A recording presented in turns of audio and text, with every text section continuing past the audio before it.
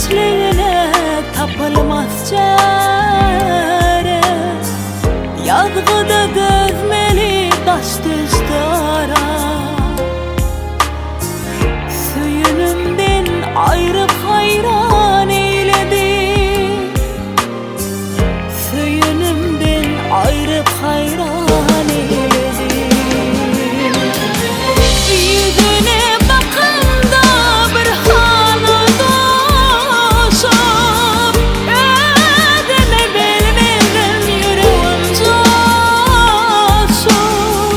Tükenmez dertlere alem ulaşıp, şeydip kömür şehri veyran eyledi.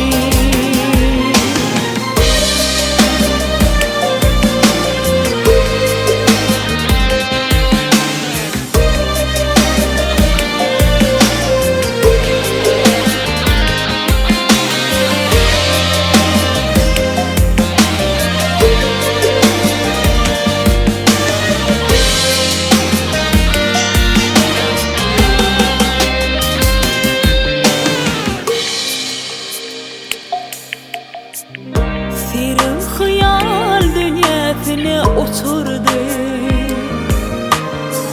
Savrım suda edip bana öterdi.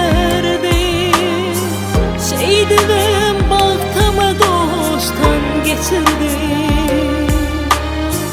Ayrılığı kalba armağan eyledi.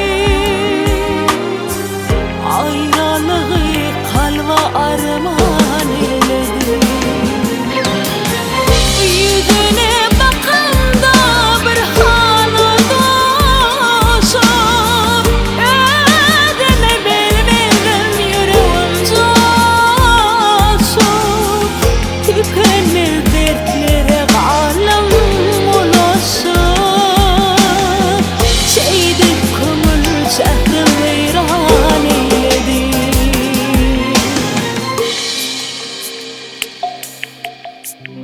Ömür duman garım atım garısan. Gece günlü